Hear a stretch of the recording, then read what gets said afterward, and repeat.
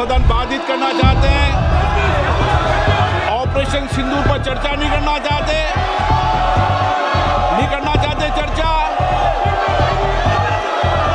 Mister Gogoi और आप सब राजनीतिक दल के लोग आए थे, आपने कहा ऑपरेशन सिंदूर पर चर्चा होनी चाहिए, फिर आप सदन बाधित कर रहे हैं।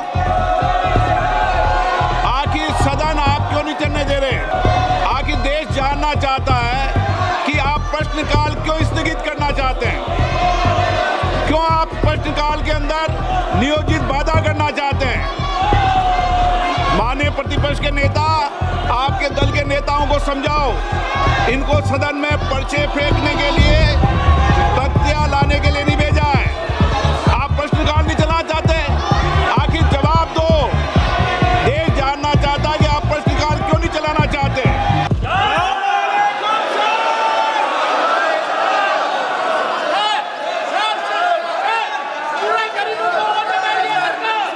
प्रश्नकाल question number 101 Shri Dushyant Singh ji. 101 sir.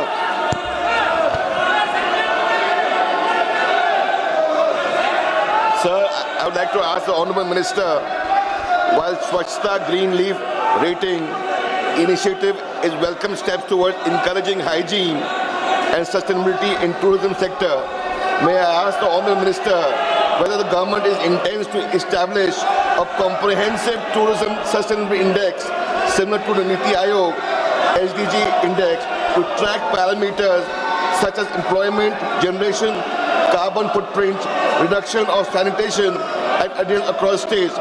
Furthermore, will the minister consider offering fiscal and regulatory incentives for wider adoption of the SGNR standard in the sector?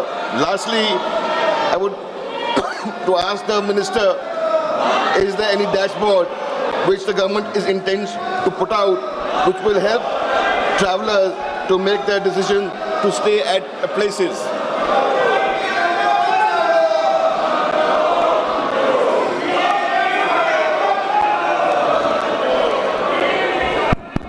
माननीय अध्यक्ष महोदय, मैं सम्मानित सदस्य जिनका एक लंबा अनुभव टूरिज्म सेक्टर को लेकर के है, उन्हें जो प्रश्न आज सदन के पटल पर रखा है, मैं माननीय सदस्य का ऐसे महत्वपूर्ण प्रश्न के लिए आभार और अभिनंदन करता हूं।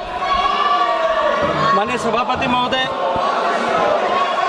माननीय प्रधानमंत्री जी ने मिशन लाइफ की अवधारणा, लाइफस्टाइल फॉर एनवायरनमेंट की अवधारणा हम सबको दी है कि हम प्रकृति और पर्यावरण के घटकों की सुरक्षा करते हुए, उनकी चिंता करते हुए अपना जीवन जिए।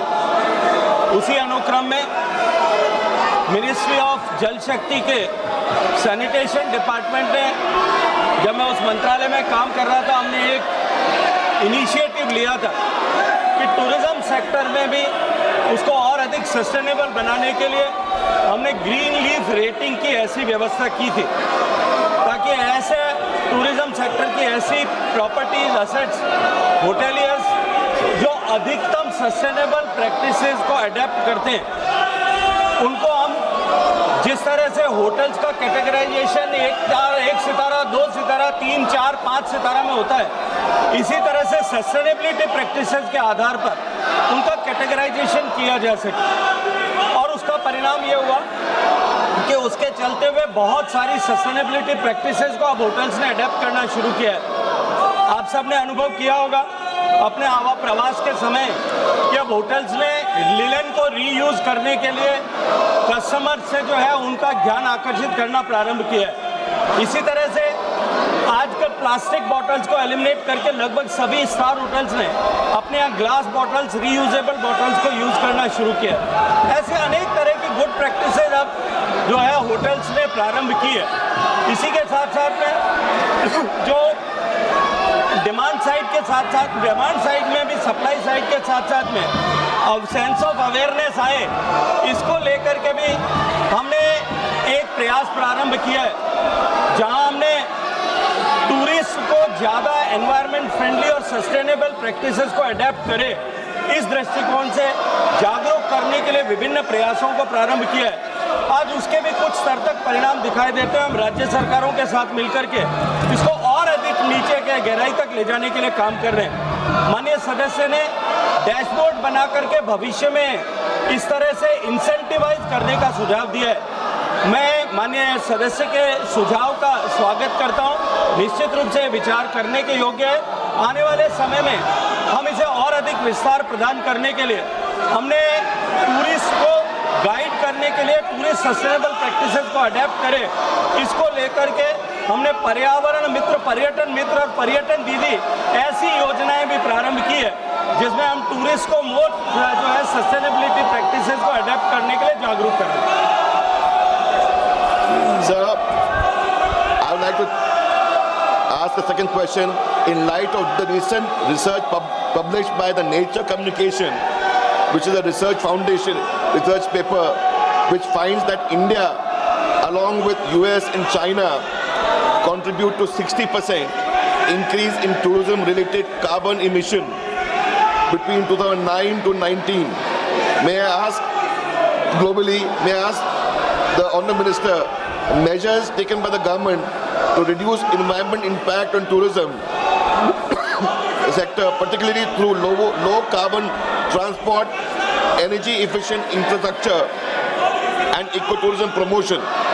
Additionally, industry like CAI and EY, Ernst & Young, has projected that India will need 61.3 lakh skilled workers in tourism sector by 2036. How does the ministry plan to ensure the growth of the sector and remain inclusive with targeting skilling and employment opportunities for women, scheduled caste, scheduled tribe and other backward regions, which will help to promote tourism and especially in the tourism states? धन्यवाद माननीय सभापति महोदय, माननीय अध्यक्ष महोदय। माननीय सदस्य ने दो अलग अलग प्रश्न किए हैं। हालांकि दूसरे प्रश्न का मूल प्रश्न से संबंध नहीं है, लेकिन फिर भी मैं माननीय सदस्य की संतुष्टि के लिए उसका प्रत्युत्तर देना चाहता हूँ। पहले प्रश्न जो उन्होंने पूछा, मुझे लगता है कि मैंने अपने फर्स्ट सप्लीमेंट्री को रिप्लाई करते हुए विस्तार से उस विषय को रखा है कि हमने सस्टेनेबिलिटी को इंसेंटिवाइज करने, सस्टेनेबल प्रैक्टिसेस को अडेप्ट करने, डिमांड और सप्लाई दोनों साइड में, उसके लिए बहुत सारी प्रैक्टिसेस को प्रारंभ किया है। टूरिज्म मूलतः प्रारंभिक रूप से राज्य का विषय है। राज्य सरकारों ने भी इस पर बहुत सारे इनिशिएटिव लिए हैं। सिक्किम ने अपने यहाँ पर जिस तरह से ज़ीरो प्लास्टिक की कॉन्सेप्ट के साथ में काम करना शुरू किया है, से बहुत सारे डेस्टिनेशंस में इस तरह के गुड प्रैक्टिसेस को अडेप्ट करने का प्रभाव दिखाई देता है। अभी हाल ही में माननीय प्रधानमंत्री जी के नेतृत्व में उत्तर प्रदेश में जो प्रयागराज का कुंभ आयोजित हुआ, 66 करोड़ लोग वहाँ गए। लेकिन मैं जिम्मेदारी के साथ में कह सकता हूँ, पक्ष विपक्ष के सभी माननीय सांसदों ने वहाँ पर जो है कुंभ में स्नान किया होगा, लेकिन कुंभ में ज़ीरो प्लास्टिक उपयोग किया गया और प्लास्टिक वेस्ट वहाँ कलेक्ट नहीं हुआ। अगर हम सब लोग मिलकर के प्रयास करते हैं, निश्चित रूप से उसका परिणाम आता है। दूसरा, माननीय सदस्य ने एम्प्लॉयमेंट को लेकर के बात किया है कि आने वाले समय में जो है स्किल्ड वर्कफोर्स की आवश्यकता पड़ेगी। जिस तरह से माननीय प्रधानमंत्री जी के नेतृत्व में अर्थव्यवस्था आगे बढ़ रही और देश के 30 करोड़ लोग गरीबी की रेखा के बाहर माननीय प्रधानमंत्री जी के द्वारा प्रारंभ की योजनाओं के कारण से निकल पाए, उसके कारण से भारत में टूरिज्म जो है, डोमेस्टिक टूरिज्म बहुत तेजी के साथ में बढ़ा है और हमारे इकोनॉमी की ग्रोथ के साथ में और अधिक विस्तार इसमें होगा। उसको लेकर के सारी दुनिया के लोग ये मानते हैं कि जिस गति के साथ में टूरिज्म बढ़ रहा है, उसके पैरी पास हो हमको स्किल्ड वर्कफोर्स की आवश्यकता पड़ेगी। भारत सरकार अपने इंस्टीट्यूट्स के माध्यम से लोगों को, युवाओं को इस कैरियर हॉस्पिटैलिटी इंडस्ट्री में अडेप्ट करने के लिए प्रेरित करती है और उनको ट्रेन करती है। हमने इसको और इंडस्ट्री फ्रेंडली बनाने के लिए दुनिया की जितनी ग्लोबल बड़ी चेन्स हैं जो भारत में प्रेजेंस है जिनका, उनके साथ में अपने इंस्टीट्यूट्स को पेयर किया ताकि वो और ज़्यादा इंडस्ट्रियल फ्रेंडली स्किल जो है प्राप्त कर सकें। इसके अलावा बहुत सारे राज्य के विश्वविद्यालय और प्राइवेट विश्वविद्यालय भी इसमें ट्रेनिंग दे रहे हैं। लेकिन मैं ये मानता हूँ कि कोई भी स्किल की ट्रेनिंग जो है वो डिमांड के सापेक्ष, ऑर्गेनिकली उसकी डिमांड के सापेक्ष में ट्रेनिंग फैसिलिटीज़ बढ़ती है। जैसे जैसे ट्रेनिंग फैसिलिटीज़ की आवश्यकता बढ़ेगी। मुझे लगता है सरकार के क्षेत्र में राज्य सरकारों के द्वारा और यूनिवर्सिटी एकेडमिया के द्वारा इसको एड्रेस करने के स्वाभाविक रूप से प्रयास होंगे। लेकिन निश्चित रूप से मैं ये मानता हूँ कि जिस गति के साथ में भारत में टूरिज्म बढ़ रहा है, आने वाले समय में भारत में टूरिज्म जो है वो एग्रीकल्चर के बाद में सबसे ज़्यादा एम्प्लॉयमेंट का कंट्रीब्यूटर होगा। और जो है जिस गति के साथ में हम बढ़ रहे हैं, आने वाले समय में जब भारत की अर्थव्यवस्था माननीय प्रधानमंत्री जी के नेतृत्व में 2047 तक जो अपेक्षित है, वहाँ पहुँचने तक tourism sector global rate of contribution of tourism जो है उसके अनुरूप 10% का कंट्रीब्यूटर बनेगी और निश्चित रूप से बड़े संख्या में लोगों को रोजगार उसके माध्यम से मिलेगा। माननीय सदस्य, क्या आप सदन बाधित करना चाहते हैं? ऑपरेशन सिंदूर पर चर्चा नहीं करना चाहते? नहीं करना चाहते चर्चा? मिस्टर गोगोई और आप सब राजनीतिक दल के लोग आए थे, आपने कहा ऑपरेशन सिंदूर पर चर्चा होनी चाहिए, फिर आप सदन बाधित कर रहे हैं।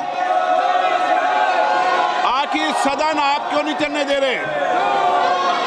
प्रश्नकाल माननीय सदस्यों का सबसे महत्वपूर्ण समय होता है। आखिर देश जानना चाहता है कि आप प्रश्नकाल क्यों स्थगित करना चाहते हैं, क्यों आप प्रश्नकाल के अंदर नियोजित बाधा करना चाहते हैं।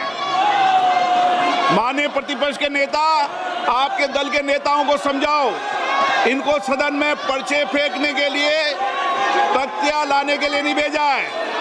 आप प्रश्नकाल नहीं चलाना चाहते, आखिर जवाब दो। देश जानना चाहता है कि आप प्रश्नकाल क्यों नहीं चलाना चाहते। 10 महत्वपूर्ण मंत्रालयों पे आज चर्चा होने वाली है। शिक्षा, पर्यावरण, वित्त, श्रम, ऐसे महत्वपूर्ण विभागों पर चर्चा होना चाहती है। सदस्यों का समय होता है, आप प्रश्नकाल नहीं करना चाहते। आखिर क्यों प्रश्नकाल स्थगित करा रहे हो आप?